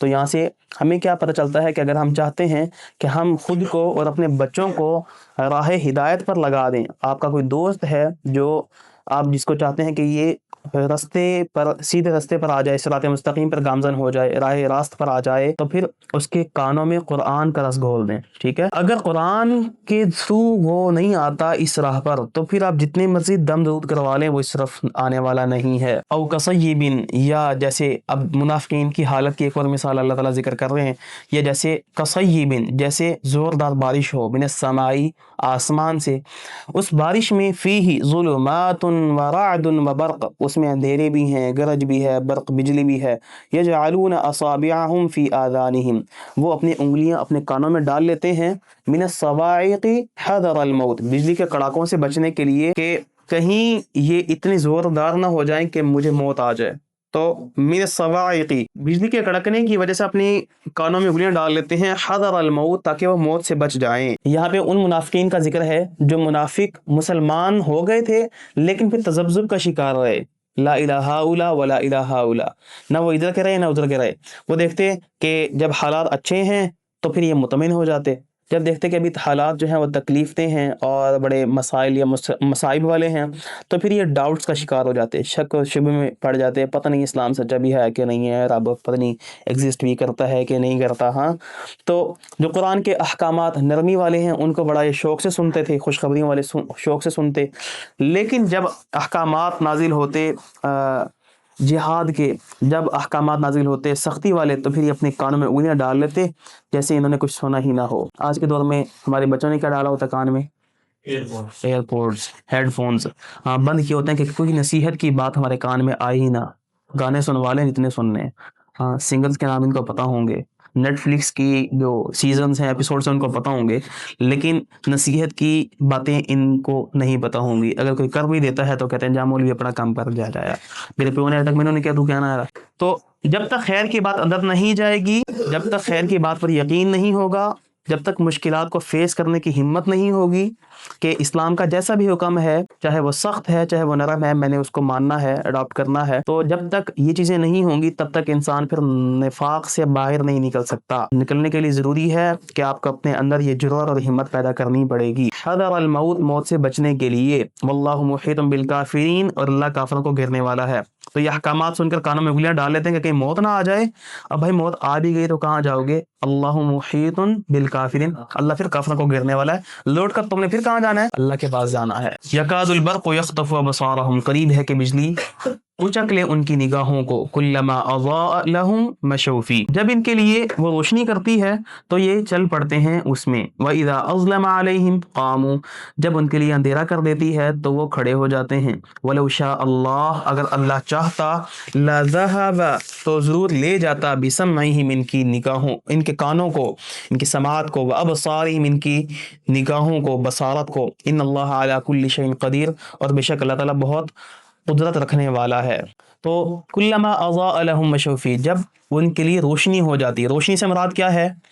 روشنی سے مراد دین اسلام سے ملنے والی عزت، ان کو جو نفع فائدہ ملتا، بظاہر وقتی فائدے ملتے، تو پھر کیا ہوتا جی؟ اسلام پر عمل کرنا شروع کر دیتے۔ وَإِذَا أَظْلَمَ عَلَيْهِمْ قَامُوا، جب آزمائشیں، نقصانات اور دین کے مشکل حالات آتے، جہاد یا وراثت کے احکامات آ جاتے یا پردے کے احکامات آ جاتے، ہاں، تو پھر کیا کرتے؟ قاموا، ٹھہر جاتے، یار دیکھتے ہیں، سوچتے ہیں، وَلَوْ شَاءَ اللَّهُ، اگر اللہ چاہتا تو ان کی سماعت کو، ان کے اللہ چاہتا تو ان پر بھی پکا پکا ٹھپا لگا دیتا، سیل لگا دیتا، لیکن کیونکہ یہ کبھی کبھی چال پڑتے ہیں، ابھی مستقل پیچھے نہیں ہوئے، تو ان کے لیے جتنی یہ کوشش کرتے ہیں اتنی ابھی جگہ چھوڑی ہے، توبہ کا موقع ہے۔ دوسروں کے لیے وہ بھی ختم ہو گیا کہ انہوں نے پکا پکا انکار کر دیا۔ ان اللہ علی کل شیء قدیر، سب کچھ کر سکتا ہے اللہ تعالیٰ، لیکن کر کیوں نہیں رہا؟ کہ مہلت دی ہوئی ہے، ابھی ٹائم ہے۔ دنیا کیا ہے؟ دارالامتحان ہے، مرنے تک آپ کے پاس وقت ہے، جب فرشتہ نظر آ جائے گا پھر مہلت ختم ہو جائے گی، تو ہمیں اس مہلت سے فائدہ اٹھانا چاہیے۔ اللہ نے جو مہلت دی ہے، موت ابھی نہیں آئی، تو ہمیں فائدہ اٹھانا چاہیے، دعا پڑھا کریں اللہم متعنی بسمعی و بصری وجعلہم الوارث منی، اللہ میرے کان، میری آنکھیں، ان کے ذریعے مجھے فائدہ دے اور ان کو میرا وارث بنا دے، یعنی کہ میں دنیا سے جاؤں تو ان کے ذریعے جو میں نے کچھ سیکھا تھا یا عمل کیا تھا وہ میرے لیے ایک صدقہ جاریہ بن جائے۔ یا ایھا الناس، اے لوگو، اعبدوا ربکم، اپنے رب کی عبادت کرو۔ ایھا الناس، ناس کہا گیا ہے، یعنی کہ سب کو قرآن مخاطب کر رہا ہے، کالے گورے، امیر غریب، چھوٹا بڑا، عورت مرد، سب کو مخاطب کر رہا ہے، اور کیا کہہ رہا ہے؟ اعبدوا ربکم، اپنے رب کی عبادت کرو۔ کون رب؟ الذی خلقکم، جس نے تمہیں پیدا کیا، جتنے بھی زمین پر ہیں سب کو پیدا کیا، والذین من قبلکم، اور ان کو بھی جو تم سے پہلے تھے، آدم سے لے کر آج تک سب کو پیدا کیا، لعلکم تتقون، تاکہ تم بچ جاؤ، عبادت کرو تاکہ تم بچ جاؤ، کس چیز سے؟ نقصان سے، قیامت کے دن جا کے پچھتانے سے، اللہ کے عذاب سے، اللہ کی ناراضگی سے بچ جاؤ۔ تو عبادت کسے کہتے ہیں؟ اللہ تعالیٰ کی اطاعت، اس کے مطابق زندگی گزارنا، اللہ کی بندگی کرنا اور خود کو اللہ کا بندہ بنا دینا، اسے کیا کہتے ہیں؟ عبادت، کہ انسان اللہ کی اطاعت کرے اور اس کے مطابق اپنی زندگی گزارے۔ حدیث قدسی ہے، اللہ کے نبی صلی اللہ علیہ وسلم فرماتے ہیں کہ اللہ تعالیٰ فرماتے ہیں، حدیث الہی بھی کہتے ہیں اس کو اور حدیث قدسی بھی کہتے ہیں کہ اے ابن آدم، اگر تو خود کو میری عبادت کے لیے فارغ کر لے گا تو میں تجھے بے نیاز کر دوں گا، یعنی کہ پھر تجھے کسی چیز کی ضرورت نہیں ہوگی، تیرے جتنا بھی فقر ہے اس کو دور کر دوں گا، اور اگر تو نے ایسا نہ کیا تو پھر میں تیرے دل کو مشغول کر دوں گا، تیرا فقر بھی دور نہیں ہوگا، تیری ضرورتیں بھی پوری نہیں ہوگی۔ تو اگر ہم خود کا ٹائم نکالتے ہیں اللہ کی عبادت کے لیے، صبح شام کے اذکار آپ لوگوں پر تو فرض ہے، ٹھیک ہے، جو نہیں کرتا وہ مجرم ہے، کرمینل ہے، کہ اس کو علم ہے وہ عمل نہیں کر رہا بھائی، اور 5 نمازیں فرض ہیں، فرائض ہیں، ماں باپ کی سے ادب سے بات کرنا، حسن سلوک کرنا فرض ہے، تو جو ایسا نہیں کرتا تو وہ تو اللہ کے یہاں بہت بڑا مجرم ہے، کہ ایک عام بندہ سڑک پہ جا رہا ہے نا، اس سے اتنا حساب نہیں ہونا جتنا میرے سے اور آپ لوگوں سے ہونا ہے کہ ہمیں علم آ گیا ہے، ٹھیک ہے۔ تو پہلے میں خود کو پھر آپ لوگوں کو یہ بات نصیحت کروں گا کہ اللہ تعالیٰ سے ڈر جائیں اور اللہ تعالیٰ کی عبادت کریں اور اس کا بندہ بنا دیں خود کو، کہیں یہ نہ ہو کہ قیامت کے دن ہم ایسے پکڑے جائیں کہ پھر چھڑوانے والا کوئی نہ ہو۔ چلیں، یا ایھا الناس اعبدوا ربکم الذی خلقکم والذین من قبلکم لعلکم تتقون الذی جعل لکم الارض فراشا۔ اب اللہ تعالیٰ اپنی چیزیں بتا رہا ہے کہ میں کون ہوں، وہ ہوں جس نے زمین کو تمہارے لیے فرش بنایا، والسماء بناء، آسمان کو ایک محفوظ سقفا محفوظہ، ایک محفوظ چھت بنا دیا ہے۔ اگر یہ آسمان نہ ہو، اسکائی جو اوپر ہمارا آسمان ہے یہ نہ ہو تو ہماری جو اوپر سے خطرناک شعائیں آ رہی ہیں زمین پر، تو انسان کے لیے رہنے کا یہاں پہ ماحول ہی نہ بنے، سوٹیبل جگہ ہی نہ ہو، تو اللہ تعالیٰ نے ایک بڑی محفوظ چھت بنا دی ہے اس کو۔ وَأَنزَلَ مِنَ السَّمَاءِ مَاءً، اور اسی آسمان سے اللہ تعالیٰ پانی نازل کرتا ہے، فَأَخْرَجَ بِهِ مِنَ الثَّمَرَاتِ رِزْقًا لَكُمْ، اب زمین سے بھی اللہ نعمتیں ہمارے لیے نکال رہا ہے، آسمان سے بھی نعمتیں آ رہی ہیں بارش کی صورت میں، فَأَخْرَجَ بِهِ مِنَ الثَّمَرَاتِ رِزْقًا لَكُمْ، اسی بارش کے پانی کے ذریعے اللہ تعالیٰ زمین سے تمہارے لیے رزق نکالتا ہے۔ فَلَا تَجْعَلُوا لِلَّهِ أَندَادًا، بس تم اللہ کے ساتھ کسی کو شریک نہ بناؤ، وَأَنْتُمْ تَعْلَمُونَ، حالانکہ تم جانتے ہو، کیا جانتے ہو؟ کہ اللہ جیسا کوئی نہیں ہے، جتنی بھی نعمتیں دی ہیں وہ سب اسی نے دی ہیں، زمین کو رہائش کے قابل بنایا ہے تو اسی نے بنایا ہے، مارس مریخ پہ تو نہیں جا سکتے آپ، وہاں رہنے کے قابل نہیں ہے، زمین کو اسے رہنے کے قابل بنایا کہ گیسز کا جو لیول ہے وہ انسان کے باقاعدہ جو اس کی ریکوائرمنٹس ہیں اس کے مطابق ہے، اور جو اس کی ضرورت ہے اس کو زمین کے اندر رکھ دیا ہے، تو زمین کو رہائش کے قابل بنایا ہے، اور تم سے صرف ایک مطالبہ کیا ہے، فَلَا تَجْعَلُوا لِلَّهِ أَندَادًا، اللہ کے ساتھ شریک نہیں کرنا، ایک چیز سے منع کیا ہے اور ایک کرنے کا حکم دیا ہے۔ منع کس چیز سے کیا ہے؟ لا تجعلوا للہ اندادا، اللہ کے ساتھ شریک نہیں بنایا، اور حکم کس چیز کا دیا ہے؟ اعبدوا ربکم، اپنے رب کی عبادت کرو، ٹھیک ہے۔ تو اسلام جو ہے، دین جو ہے، یہ مکمل کب ہوتا ہے؟ جو ڈوز اور ڈو ناٹس یا ڈونٹس دونوں سے مل کر ہوتا ہے، کہ ایک چیز سے منع کیا جاتا ہے، دوسری چیز کو کرنے کا حکم دیا جاتا ہے، یہ نہیں کہ کرنے والے تو کر لیں لیکن جن جسے منع ہونا ہے، اجتناب کرنا ہے، ان سے ہم باز نہ ہوں، یا گناہوں سے بچ جائیں لیکن نیکیاں بھی نہ کریں، یہ نہیں، نیکیاں بھی کرنی ہے، گناہوں سے بھی بچنا ہے، تب جا کے ہمارا جو دین ہے وہ مکمل ہوگا۔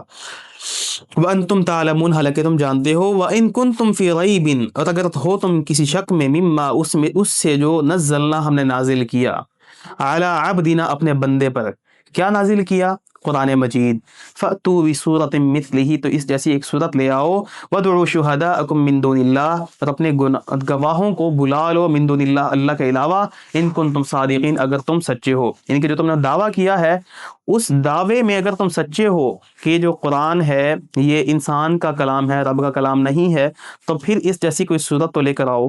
تو یاد رکھو یہ جو قرآن ہے یہ تو نور ہدایت ہے، یہ رحمت ہے، یہ برکت ہے۔ ہمیں اپنی زندگی میں پریورٹی اور امپورٹنس کس کو دینی ہے؟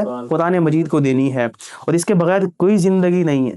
یہ قرآن ہی ہے جس کے ذریعے انسان جی رہا ہے، اور قرآن کا نور جب سینے میں اترتا ہے تو پھر انسان کے پاس بظاہر کچھ بھی نہ ہو، بظاہر انسان فقیر ہی کیوں نہ ہو، اس کو دل کا سکون مل جاتا ہے، اور دل کا سکون انسان کی زندگی ہے۔ آپ دیکھیں کتنے لوگ ہیں جن کے پاس اربوں خربوں کہتے ہیں ملینئر اور بلینئرز ہیں، لیکن دل کا سکون نہیں ہے۔ وہ کہتے ہیں کاش ہمیں کوئی گھنٹہ 2 گھنٹے ہم آرام سے بغیر انجیکشن اور میڈیسن کے سو سکیں، ہمیں کوئی پرسکون نیند آ جائے۔ ہمارے دل کو سکون نہیں ہے، ہر وقت تکلیف اور بے چینی۔ وجہ کیا ہے؟ ہم دنیا دار اور مفاد پرست اور دنیا پرست بن گئے ہیں، ہمیں رب کا شعور ہی نہیں ہے، رب کا ہوش ہی نہیں ہے۔ فَإِن لَمْ تَفْعَلُوا، اچھا اگر ایسا نہ کر سکو نا، تم یہ کہتے ہو جی ہمیں شک ہے اس کتاب پر اور یہ قرآن رب کا کلام نہیں ہے، تو اس جیسی کوئی صورت لے آؤ۔ اگر ایسا تم نہیں کر سکتے، وَلَن تَفْعَلُوا، ایک پیشین گوئی میں کر رہا ہوں کہ تم ایسا کر نہیں سکو گے، فَاتَّقُوا النَّارَ، پھر ایک کام کرو، اپنے آپ کو تم آگ سے بچاؤ، الَّتِي وَقُودُهَا النَّاسُ وَالْحِجَارَةُ، وہ آگ جس کا ایندھن کون ہے؟ انسان اور پتھر ہیں۔ ان کی ایک دھمکی ہے کہ اس جیسی ایک صورت لے کر آؤ، نہیں تو پھر آگ کی تیاری کر لو، ٹھیک ہے، یا اس سے بچا لو یا پھر اس میں جانے کی تیاری کر لو۔ آگ بھی وہ ہے کہ جس کا ایندھن کون ہے؟ انسان اور پتھر ہیں، اور پتھر کون سے ہیں؟ گندھک کے پتھر ہیں جن کو خود بخود آگ لگ جاتی ہے۔ اعدت للکافرین، یہ جہنم کس کے لیے تیار کی گئی ہے؟ کافروں کے لیے، تمہارے لیے مسلمانوں نہیں ہے۔ تمہارے لیے کیا تھا؟ جنت تھی، وہاں سے شیطان نے تمہیں نکلوایا ہے۔ اب شیطان کی خلاف ورزی کر کے اس کو دشمن بنا کے، دشمن سمجھ کے، اس کے جو ہتھ کنڈے ہیں ان سے بچ کے کہاں تم نے جانا ہے؟ واپس جنت میں جانا ہے۔ تمہارا آبائی گھر وہ ہے، تم اس کی تیاری کے لیے یہاں پر آئے ہو، لیکن تم شیطان کے باتوں میں لگ کر، جس نے تمہیں گھر سے نکالا اب اس کی باتوں میں لگ کر تم اس کے ساتھ جا رہے ہو جہنم میں۔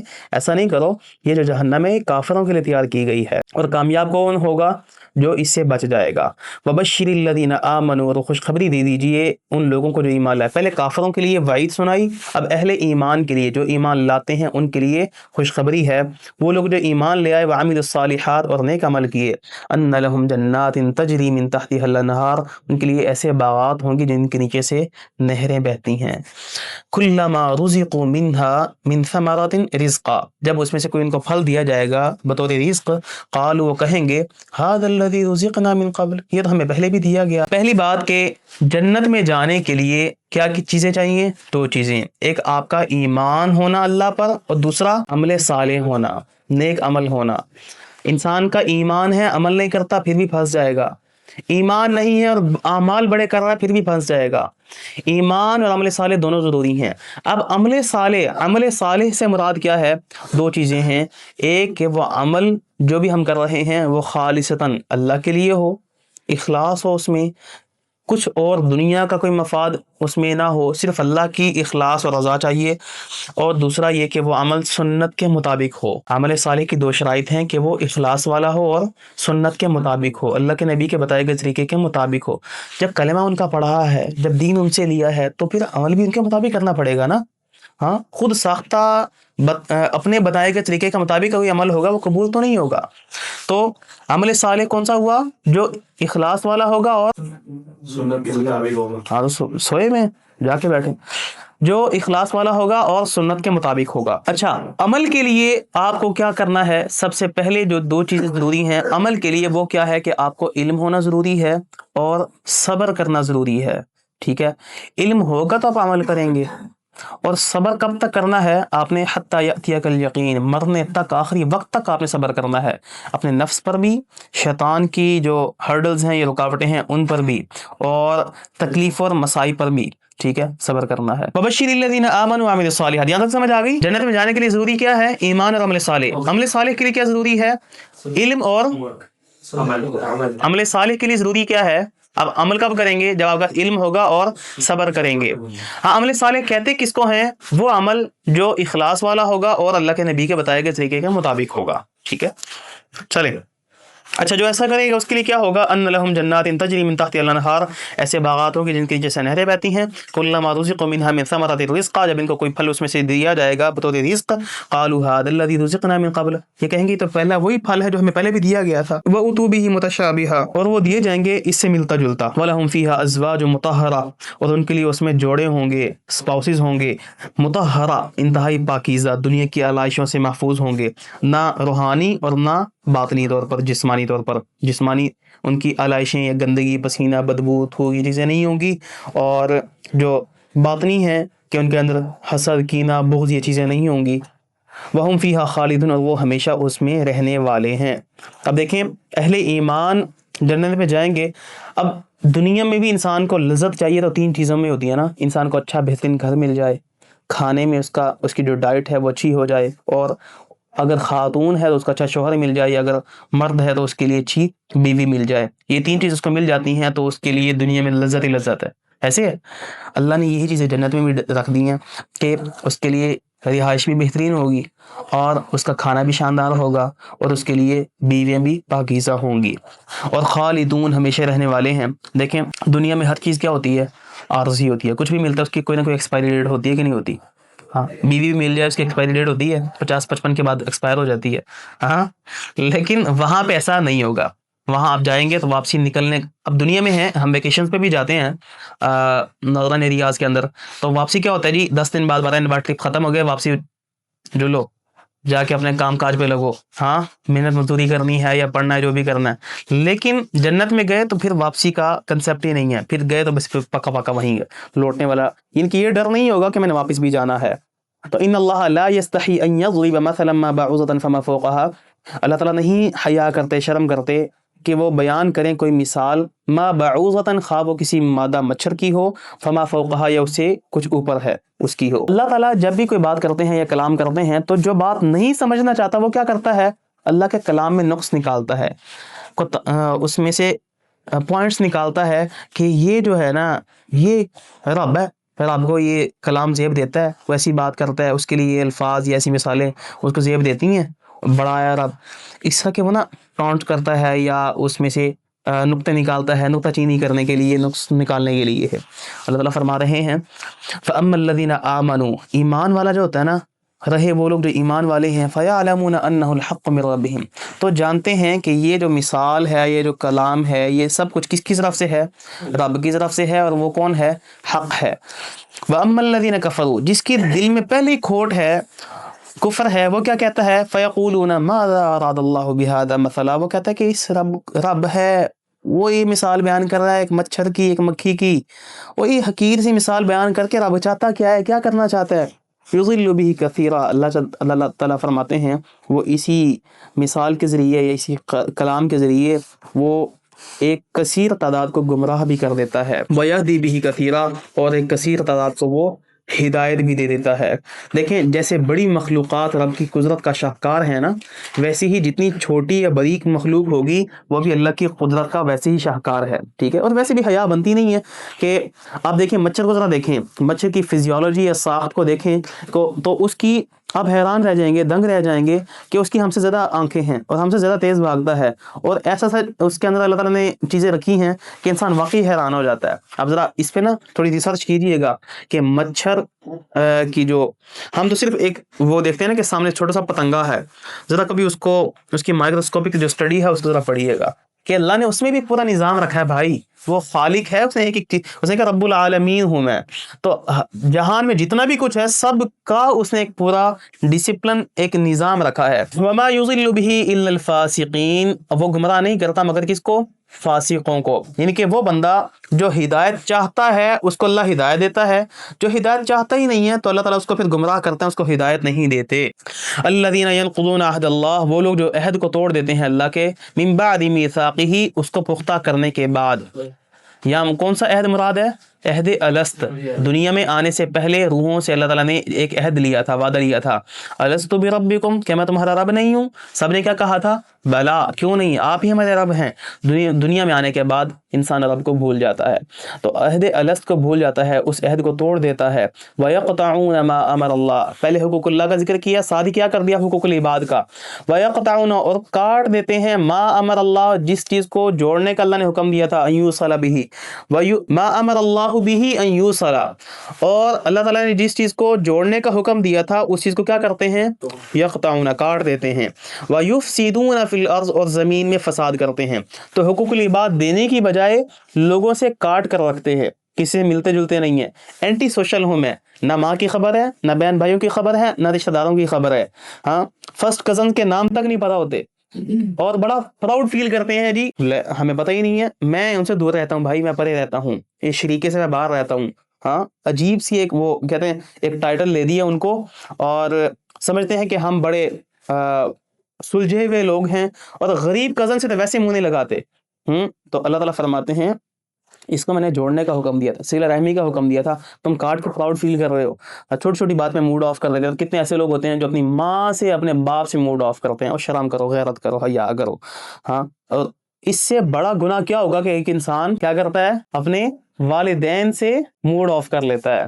تو اللہ تعالیٰ نے اپنی عبادت کے ساتھ کس کا ذکر کیا ہے؟ والدین کے ساتھ۔ یار وہ آپ کو جان سے مار دینا تو بھی آپ کا اف کہنا نہیں بنتا، کیوں بھلا؟ دنیا میں لانے کا سبب کون بنے ہیں؟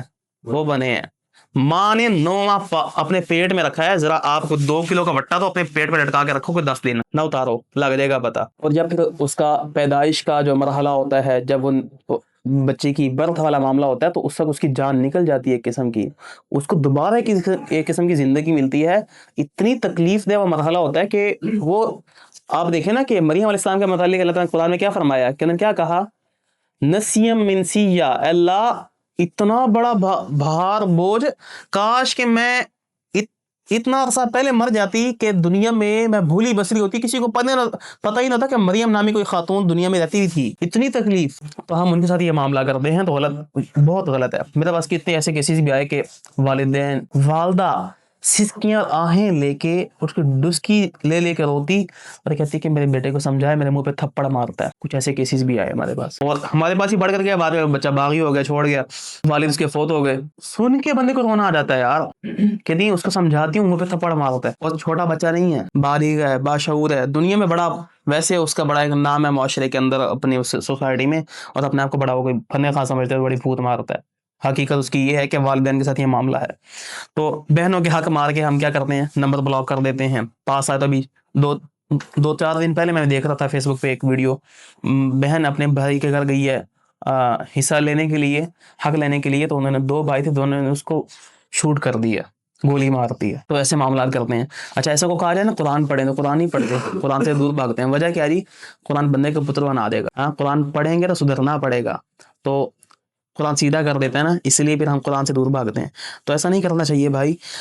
اب اللہ تعالیٰ نے پہلے اپنا ذکر کیا اپنے حقوق کا، اس کے بعد کیا کیا؟ حقوق العباد کا ذکر کیا۔ وَيُفْسِدُونَ فِي الْأَرْضِ، اور زمین میں کیا کرتے ہیں؟ فساد کرتے ہیں، کہ لوگوں کے لیے پھر بری مثال بنتے ہیں، لوگوں کے درمیان تعلقات کو بھی خراب کرتے ہیں۔